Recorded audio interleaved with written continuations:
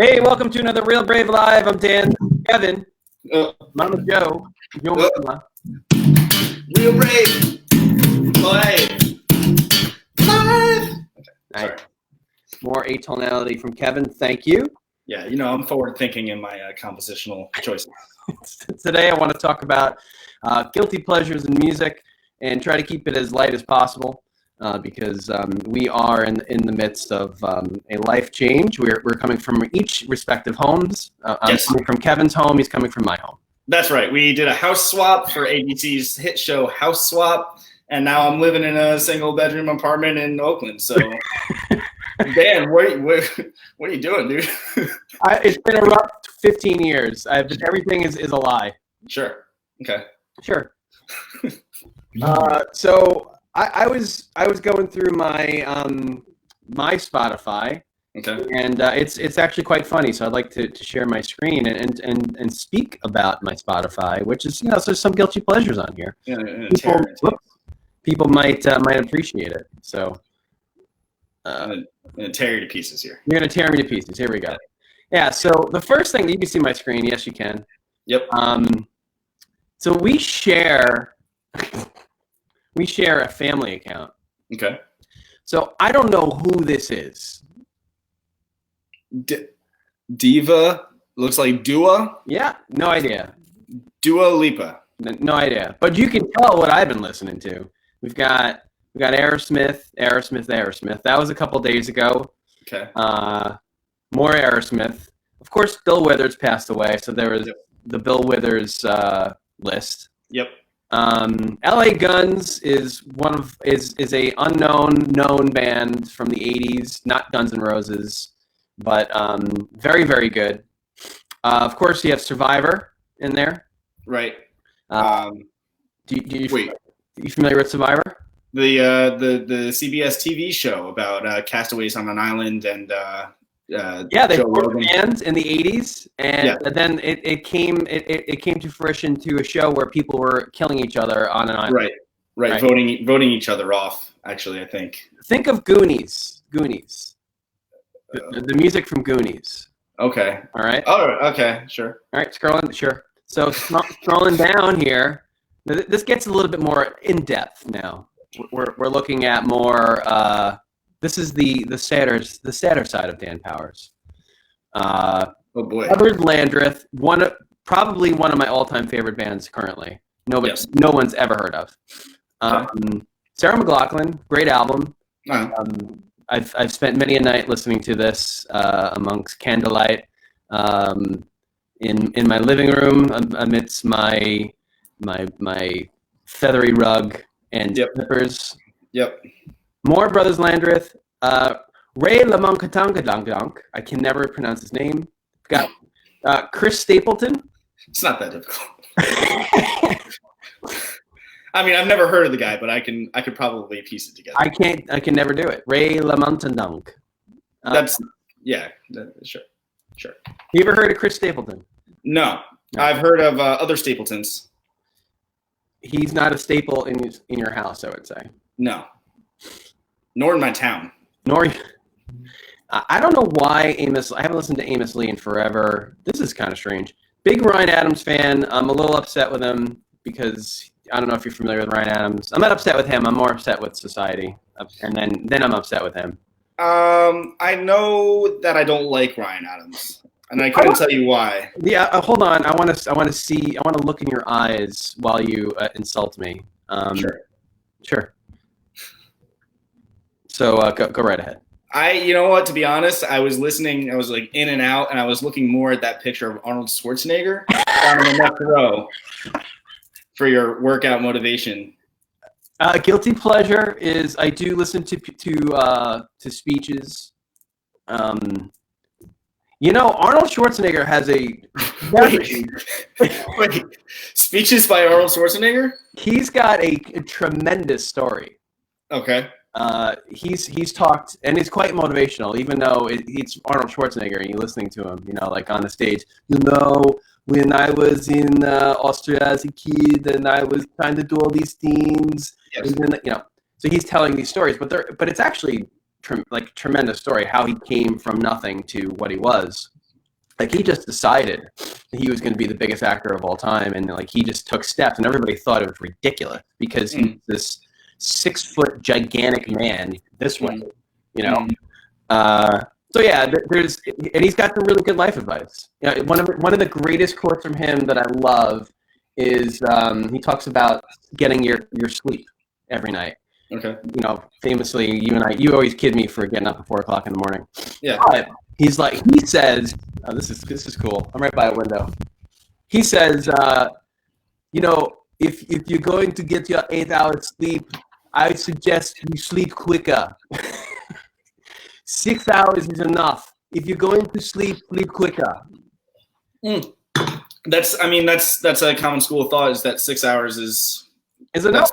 That's plenty of time. Not really, because after about 6 months, I start to go a little insane. Arnold Schwarzenegger. I can think of a quote by him, but I'm not going to share it on this family broadcast. I'll share it with you after. But okay. I loved him in Twins with Danny DeVito. Sure. Mm-hmm. That was your commentary on my Arnold Schwarzenegger motivations. Yeah, you really dove headfirst into that. I was thinking about, and you're thinking about Twins with Danny DeVito, which I tried to talk to the kids about, and they were like, "I don't understand how they're brothers." I was like, "You got to kind of see the movie." Also, Mr. Mom. Mr. Mom, he's not in that. What's the one where he gives birth? That's I'm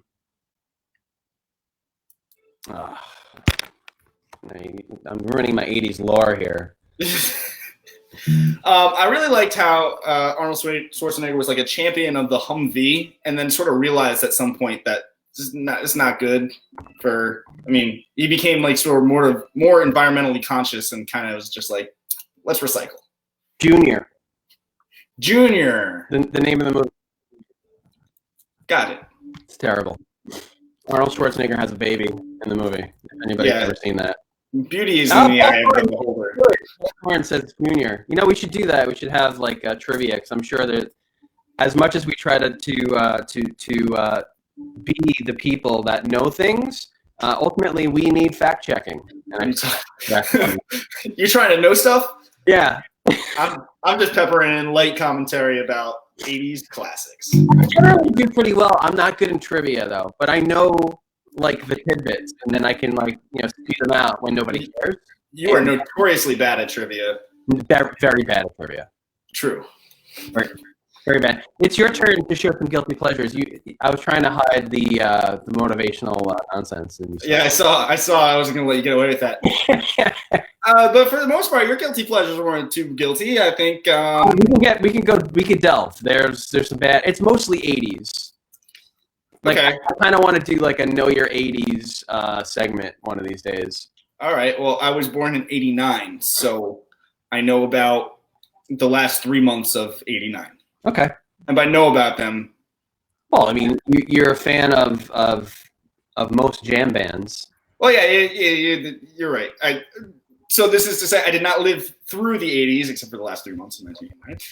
But I am a fan of many things that came out of the 80s, including a jam band, a Vermont-based jam band by the name of Mo. Oh, no, they're not from Vermont, are they? No, they're not. Ah, well, you haven't thrown any fish in there in a while, so I feel good for you. I'm happy. You're right. So let me share my screen now. This is exciting. Because hey, we're in Kevin's Spotify, sort of. We're in the Spotify that Kevin uses. Is that Sir Mix-a-Lot? It is Sir Mix-a-Lot. It was the most. I see. I caught one. So it was the most recent. You can't explain your way out of this one. Thing that was played. I can, because so Sarah has a friend named Becky, and she was recounting a conversation with her friend Becky that went something to the effect of, "Oh my God, Becky!" And then I just jumped in. I was like, "Look at her butt." And she was like, "What are you talking about?" And I was like, "I'm in trouble." And then I had to pull up Sir Mix-a-Lot, Mac Daddy. So that's how that came to be there. You just totally stuck your foot in your mouth with your girlfriend. I did. But it worked out because I was able to prove it beyond reasonable doubt. Anyway, if you'll see here, my recently played, you'll see a lot of Vulfpeck. Vulfpeck in here, Vulfpeck in here.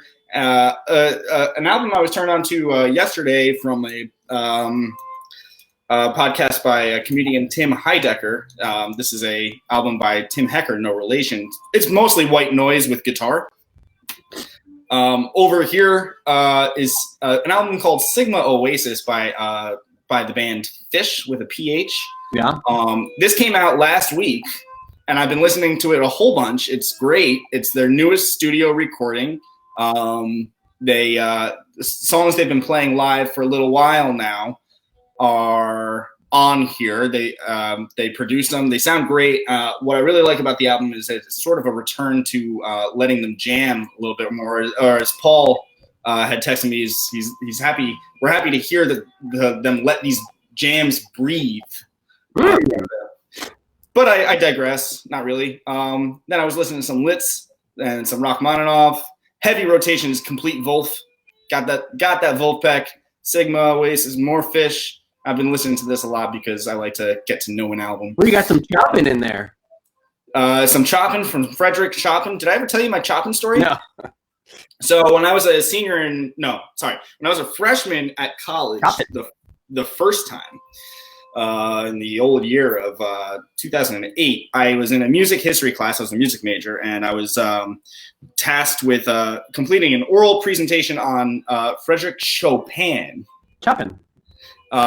For which the entire presentation I pronounced his name Chopin without realizing. I picked the name from a list. Get it? List. No, for real. I picked it from a written list, so I didn't know it was actually pronounced Chopin. And the professor was like, "Hey, great, well researched and all. It's pronounced Chopin. You get a B." And I was like, that's good. I don't have a verbatim story or a very detailed story, but something very similar happened to me, and I think it's happened to everybody. But for me, I was a musician, and I'd walk into my music history class and sit down, and someone asked me, "What did you listen to last night for the assignment?" And I'm like, I listened to Chopin.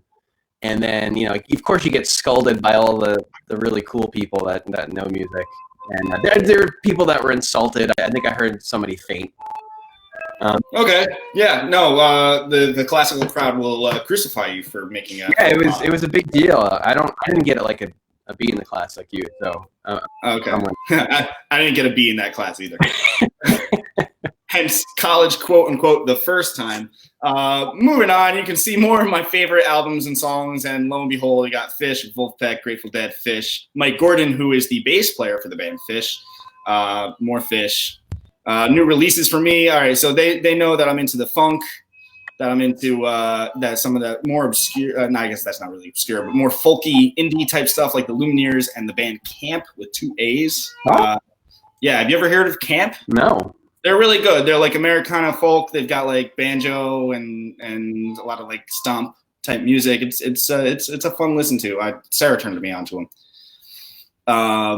But then other stuff, and that's kind of my thing. What's going on here? All right. No, scroll down a little bit. What else you got there? Do you have any more in your slot? No, it's not a whole lot of TED Talks, I guess, or podcasts to try. So Sir Mix-a-Lot and Fish. And this is Steely Dan. Dude. It's a lot of really good stuff. Pretzel Logic, really crunchy tune, bro. Deacon Blues, really good flow to it. I hate Steely Dan. It's 2020, man. Yeah, man. He wants to listen to really funky grooves with really pretentious lyrics. Really funky grooves now more than ever. It's Vulfpeck. But then their vocals they're just not anything anybody needs. You're right. I think you're right. Are they in the Hot Rock and Roll Hall of Fame? I hope. I don't think so, but we can check that out. I hope not. For my sake. Nobody cares about me, but Steely Dan rock. nobody likes Steely Dan. Anybody says they do, they're lying to themselves. Steely Dan accepts award Rock and Roll Hall of Fame. Yes, they are in the Hall of Fame. But we did a whole podcast on that. Yeah, I don't remember a thing from that.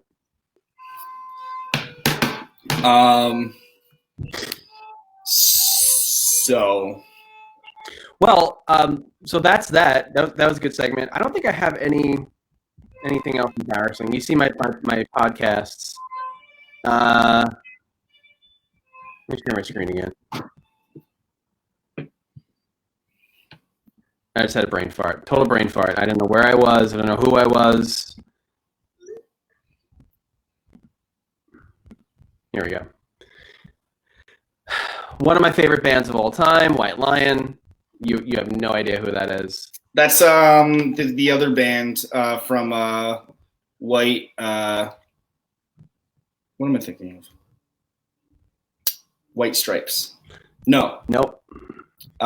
White Snake. White Snake. Sure. Yes. Sure. Nobody knows White Lion. This is like an obscure 80s band. This is my kids, Lewis Capaldi. You ever heard? This guy's actually kind of decent. I've heard the name. I can't say. It's really like depressing kind of music, but it's pretty good. You've heard of Matthew Sweet? Yes, I've heard of Matthew Sweet. Actually, Paul, if Paul's still watching, we did a Matthew Sweet tune, "Girlfriend." Great song. That's from his first album. Yeah. What was really fun about that experience for me was watching him. He's got a YouTube video out of a guitar tutorial, like how to play the song, and he looks way different now, like way different. Oh yeah, yes, yeah. Did you see that? Yes, yeah. Time has not been friendly It was kind of weird. to his face. Sorry, the wind is telling me something. I unearthed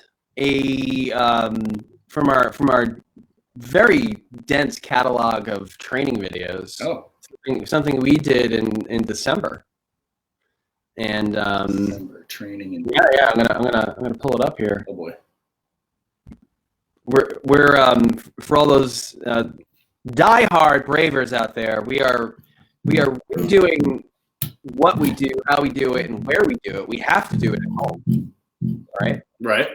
And when we do it, it's when it's appointed. At an appointed time. But we're putting together a lot of content. Yes. Training videos, some great new courses that we can do. Don and I were talking today about a recording course. Oh, cool. Be just like static, and it's just up there, and it'd be like an add-on thing. Yeah. Kind of like Udemy or whatever it's called, where you can just buy courses for a certain amount of money. Right. So I found we got to share our screen again, kids. Share our screen. This is called Share Our Screen. I remember this. Remember this? I remember this. This is for the practice workshop, I believe. Yeah. So we did a segment together. Whoa, hello, there they are. Look at these guys. Look at our hair. Man. Let's discuss our hair for a second. Okay. Mine looks great as always. Yeah. Well, yeah, sure. But what's going on here? It looks kind of like sort of like a young boy haircut. Please stop that. Please don't do that. Whatever happened in this moment, it was very, very serious for me. You were locked in. Yeah. And then dropped out there. I was totally out of it afterwards. But we did a segment on practice, and I was going to play a little bit. This does play, I think, right? I think. Maybe. YouTube video? It's a YouTube video. Really good opportunity to talk about Practice Pad. So Practice Pad is software that we developed here Can you hear that? to help Yes. you practice at home. So you, the viewer, parent, child, can log in and see videos of what you're actually. All right, that was when we were just promoting Practice Pad. Mhm. We were talking about how to practice, and you had some. I think my favorite moment here. I gotta find Again, and I have a special guest here, Kevin. Hi. Kevin works for Real Brave. Notice I didn't say your last name. Is brilliant and so part of the team of people here that can really just crush it for you when it comes to lessons and other things. Why are you standing there like that? Because I really had to pee in that moment. I'm literally holding it in. Was talk about or answer, I should say, some of the questions that our customers have about practice. So we're going to relax. We're going to talk to you. We're going to relax. The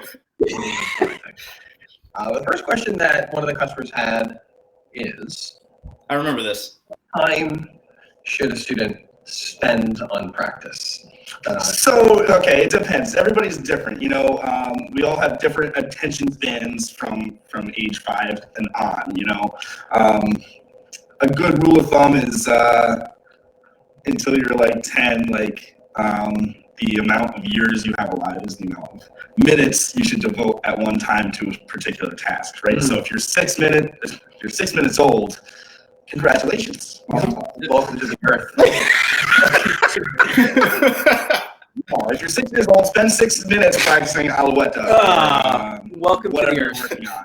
But Melissa is always like making fun of me that I'm constantly laughing at my stupid jokes, but there was a perfect opportunity. I think that's a great joke. If you're 6 years old, you shouldn't be practicing anything. You should be practicing breathing and just staying upright. Yeah, just try to hang in there and grow. Eat, poop, and grow. Yeah. Let's continue with this. Sure. Oh, I gotta go back to sure.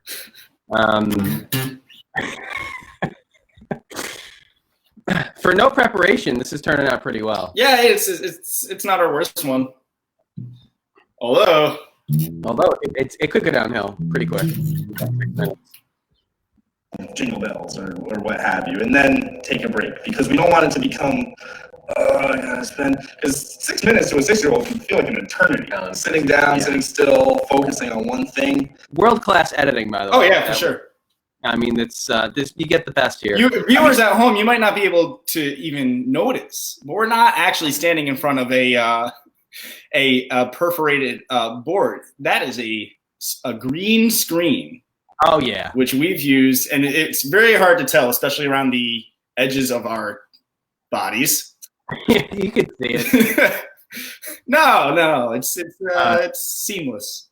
The next time I want to put like a bunch of bees in the background. And it'd be really off-putting how calm we are about it. We're just gonna relax. It's the giant monsters coming out. I feel like an eternity to an adult sometimes, depending what the task is. But if you're enjoying what you're doing, maybe that 6 minutes will fly. So those are good answers to very probing questions. I don't think they're probing. I don't know why I use that word. They're very surface questions. Surface. I like how you disagree with me, and you definitely look like you have to pee. Yeah, they're great questions. They are good questions. All right, that's a terrible segment. I think we can do better. Let's see here. The level of discipline to focus on something long enough, and when you're focusing on it and you're doing the actual physical thing of it, that muscle memory, that just becomes second nature. But it starts here. It starts with like I have to move my finger here, and I have to move this finger here. Yep. And doing that over and over again until your hand just does it. Your fingers just do it. So this is a really good opportunity to talk about practice pad. We don't want to do practice So pad. I just want to say that I'm not a neurologist, nor am I an early childhood psychologist. So I sound like I speak with a lot of authority, but everything I said is true. I'm not a scholar in the subject matter, but I have looked stuff up. You have a Google. I definitely have Googled things. I try to stay away from Wikipedia because they can make up anything on there. You can use Wikipedia. Just make sure you don't do a segment on Metallica. Right. You'll get destroyed. You get hosed. Yeah. So with the practice segment, and what you were saying there is like the time it takes to get your fingers used to playing. It takes time, and it's that repetition over time where it really does help to just do the same thing over and over again. It's putting two and two together, and I always looked at it like a game personally. Mm. It's like, how can I get this thing to move? How can I get, there we go. Let me try it again. We try it again. We try it again. You had a great technique for chords. You're like the take it off, take it on. I love that technique. It's, you know, a lot of that is based on my own experience. And also my own experience has shown me that it's sort of like an exponential growth. Like the more you get used to moving your hands in a specific direction repetitiously, the faster that process becomes in the future. So like if I've gone from like G to D, G to D, G to D, G to D, then C to E minor is easier, you know, and then eventually, you know, D flat 9 sharp 11 to G flat minor 6 is just, it's a walk in the park. It's a walk in the park. Thank you. Well done. Walk in the park theme. We're going to have a lot more of this content being uploaded to Practice Pad. We're relaunching Practice Pad in T-minus 2 weeks. That was the last I was given. It was supposed to be April 6th. We had, unfortunately, the developers, just like everybody's understanding right now, one of the developers had COVID, so he was knocked out for a week. So now we're behind a week, week and a half. But yeah, it's going to have. We're doing some really great videos. I've seen a couple already that are just fantastic on skills to be able to use them on Practice Pad. Plus, we'll have our own video portal, which would be pretty cool. I can't. What I really love about the skills is that it's, you know, all of our instructors like are really great in terms of like their, you know, we share a common approach. And then our specific methodology, it varies from instructor to instructor, but what I really love is that all of our instructors are going to be pulling together for these skills. And in that way, we're sort of building a curriculum that will expedite the learning process so much so that where, you know, what once took like weeks could take a day or maybe a week, you know? Yeah, imagine if one student had access to just all these amazing files in Practice Pad. And I love the word you use, expedite. I'm going to have to steal that for a while. Yes. Like expedite the process. Yes. Well done. That's what it is, you know, it speeds it up. It does speed it up. Speeds it up? Yes. Well, we are out of time.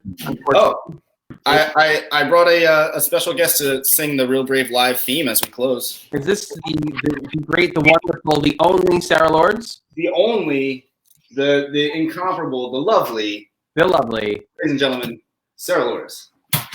Oh, there she is. How are you? I'm lovely. How are you, Dan? Okay, good. Okay, Take it out, man. All right, well, guys, thank you for being with us today. As our house band takes us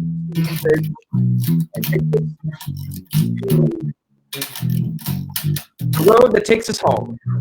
Yep. Real Brave Live song. It is now. You practice it? Real Brave Live. Like I said, I'm also here, Real Brave. Be safe. Hug your dog, and as always, make sure that you're not practicing, because without music, there is no something. Take care, everybody.